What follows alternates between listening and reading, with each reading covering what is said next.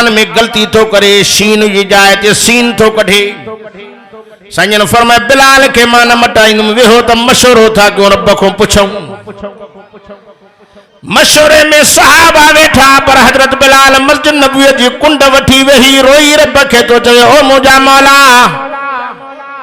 मुखो नबी जे मिंबर न खस जाई भांग न कस जाई तकबीर न खस जाई मां मरी विंदो माई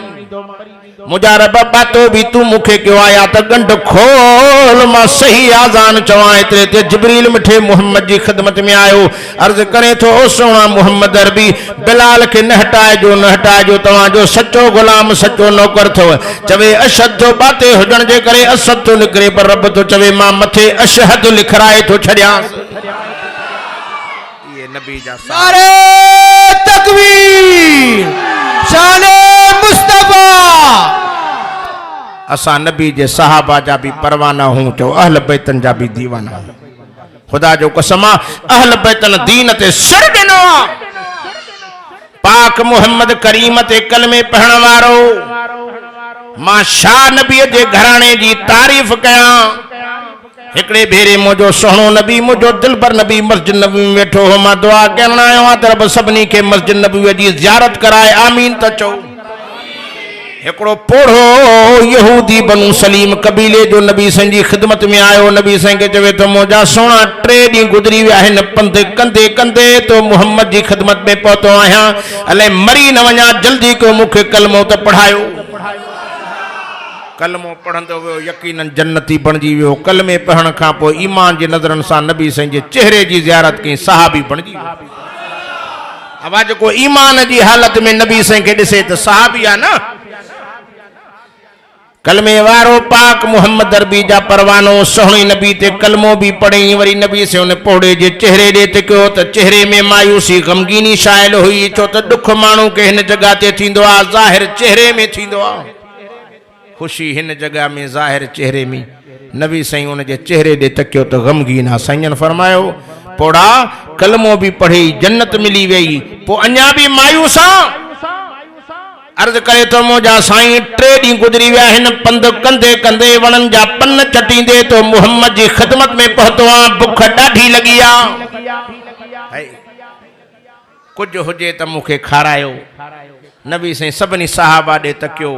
साईं जाणन पिया सुञाणन पिया पंजन सहाबा के हिनन जे घरन में छा हो 3 डी गुजरी विया जिन जे घर में बाहियूं न असां वटि सब कुछ आ पर शुक्र न है साईं उथी पंहिंजी ज़ुबान सां ऐलान फरमायो आहे को मुझो सहाबी आहे को मुझो सहाबी आहे को मुझो सहाबी हिन मुझे मेहमान जी खिदमत करे मेहमान के मानी खाराए अॼु जुमा ते ऐलान कया बा हिकिड़ो माण्हू बुख ते वेठो आहे सभु राज़ी लाखे वारा उथंदासीं मां थो खारायां सभु कुझु आहे न सभिनी पंहिंजा चेहरा हेठि करे छॾिया गमगीन वेठा हा वरी मुझे सोने महबूब नबियन जे नबी डिठो त कंहिं वटि भी कुछ कोने पर मुझे साईं हजरत सलमान के सद करे फरमायो ओ सलमान फरमाए जी या रसूलुल्लाह सल्लल्लाहु अलैहि वसल्लम फरमाइन पोड़े के आंगुर का वठी मदीने जी बाजार में वनी ऐलान कर आहे को नबी जे मेहमान के मानी खाराए हजरत सलमान फरमाते मदीने जी बाजार में ऐलान पे क्या हाजा ज़ैफ रसूलुल्लाह हे नबी जो मेहमान आहे को नबी जे मेहमान के मानी खाराए फरमाए पूरी मदीने जी बाजार घुमी कहीं भी सड न कयो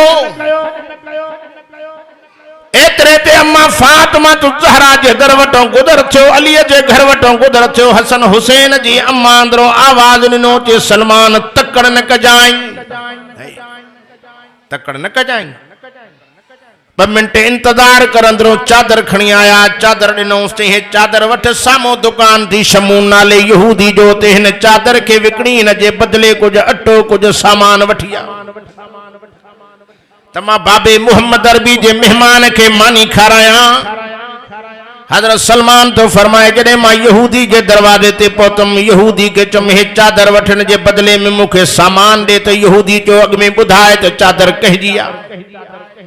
एनी सा तुझो कड़ो वास्तो कहजी भी हुजे तू भी व्यापारी मां भी व्यापारी चादर वठ बदले में सामान दे के न बुधाए तो चादर कहजी आ हजरत सलमान फरमाए तो मजबूरी ही मां चमास गाल बुध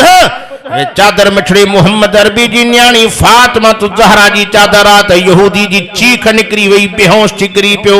कुर्बान वञा मदीने जे मीर मिठे मुहम्मद अरबी ते कलमे पढ़ण वारो 1.25 लाख नबियन जे सरदार मिठे मुहम्मद अरबी सां मोहब्बत करण वारो हज़रत सलमान फरमाए जॾहिं होश में आयो मां पुछियोमांसि ख़ैर त हो मूंखे चई सलमान कसम आहे मूंखे मूसा जे रब जो मां तौरेत पढ़ियो त इंजील पढ़ियो त असांजे किताबनि में लिखियो पियो आहे जॾहिं आख़िरी नबी मुहम्मद अरबी पाण त सखी हूंदो पर उनजा बच्चा भी सखी हूंदा इन चादर जी कीमत मां अदा नथो करे सघां इन चादर जी कीमत मां हिकु धागे जी कीमत भी ॾेई थो सघां सलमान मां उन पाक मुहम्मद रसूलुल्लाह जी न्याणी जी सखावत ॾिसी मां उन मिठे मुहम्मद ते ईमान थो आणियां ए सॼो घर बार दुकान मिठे मुहम्मद जी कदमन तो घोरे छॾियो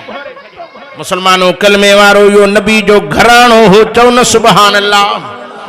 वाक़ियो अचे तो सोनो हुसैन